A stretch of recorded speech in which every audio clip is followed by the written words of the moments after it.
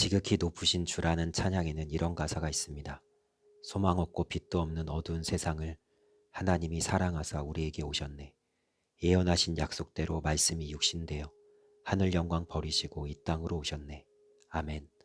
소망도 없고 빛도 없는 우리에게 주님이 오셨습니다. 그리고 그 주님이 우리의 유일한 소망이 되십니다. 저는 오늘 말씀을 묵상하면서 이 찬양의 가사가 떠올랐습니다. 지금 미가 선지자의 시대에는 그야말로 소망이 없습니다. 하나님의 백성인 이스라엘은 정의도 양심도 잃어버렸습니다. 어디를 가나 누구를 보나 죄악 또 죄악뿐입니다. 그래서 미가 선지자는 이 시대의 어두움에 대해 한마디로 이렇게 표현합니다. 4절 말씀입니다. 그들의 가장 선한 자라도 가시 같고 가장 정직한 자라도 찔레 울타리보다 더하도다. 아멘.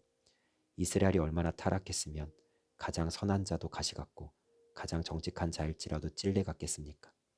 가장 선한 자와 정직한 자가 이 지경이니 이스라엘에서 무슨 선함을 발견할 수 있겠습니까? 이와 연결된 말씀이 떠오릅니다. 잠언 12장 10절 말씀입니다. 의인은 자기의 가축의 생명을 돌보나 악인의 긍휼은 잔인이니라. 아멘. 악인이 얼마나 포악한지 그가 긍휼을 베푼다 해도 악한 분이라는 것입니다. 이것이 미가 선지자 시대의 이스라엘 모습이었으며 지금 우리가 살아가고 있는 이 시대도 별반 다르지 않습니다. 어디를 가나 나쁜 소식뿐입니다. 세상은 점점 악해져만 가고 있습니다. 그러나 그럼에도 불구하고 우리에게 중요한 것은 하나님께서는 믿음의 사람들에게 정의를 바라신다는 것입니다. 이사야 5장 7절 말씀입니다. 무릇 만군의 여호와의 포도원은 이스라엘 족속이요 그가 기뻐하시는 나무는 유다 사람이라.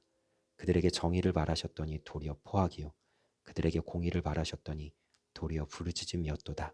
아멘. 하나님께서는 이스라엘에게 정의를 바라셨습니다. 하지만 그들에게 있는 것이라고는 포악뿐이었습니다. 그래서 미가 선지자는 이렇게 이 시대를 정리합니다. 5절과 6절 말씀입니다. 너희는 이웃을 믿지 말며 친구를 의지하지 말며 내 품에 누운 여인에게라도 내 입의 문을 지킬지어다. 아들이 아버지를 멸시하며 딸이 어머니를 대적하며 며느리가 시어머니를 대적하리니 사람의 원수가 곧 자기의 집안 사람이로다. 아멘. 미가 선지자의 시대는 누구도 믿지 못하는 시대가 되어버렸습니다.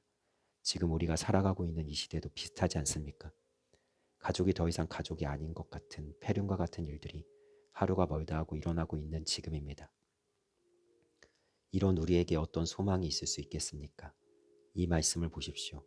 놀랍게도 주님은 아무도 믿지 말라는 이 암담한 미가 선지자의 선포를 믿음을 힘겹게 지키는 선한 싸움의 말씀으로 변화시켜 우리에게 새롭게 말씀하십니다. 마태복음 10장 33절부터 36절까지 말씀입니다. 누구든지 사람 앞에서 나를 부인하면 나도 하늘에 계신 내 아버지 앞에서 그를 부인하리라. 내가 세상에 화평을 주러 온 줄로 생각하지 말라. 화평이 아니요 검을 주러 왔노라. 내가 온 것은 사람이 그 아버지와 딸이 어머니와 며느리가 시어머니와 불화하게 하려 함이니 사람의 원수가 자기 집안 식구라. 아멘. 주님은 우리가 어떤 상황 속에서도 주님을 믿음으로 고백하기를 바라시면서 이 말씀을 주십니다. 절대 주님을 부인하지 말라는 것입니다.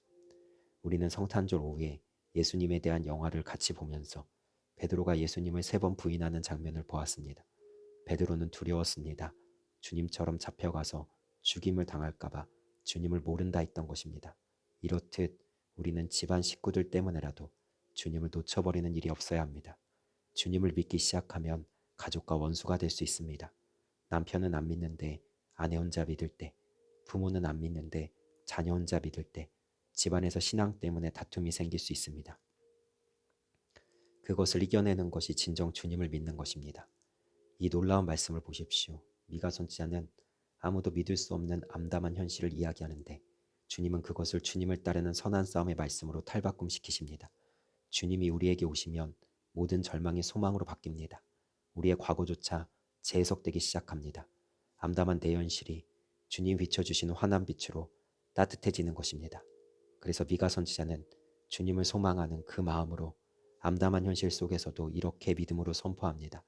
7절과 8절 말씀입니다. 오직 나는 여호와를 우러러보며 나를 구원하시는 하나님을 바라보나니 나의 하나님이 나에게 귀를 기울이시리로다. 나의 대적이여 나로 말미암아 기뻐하지 말지어다.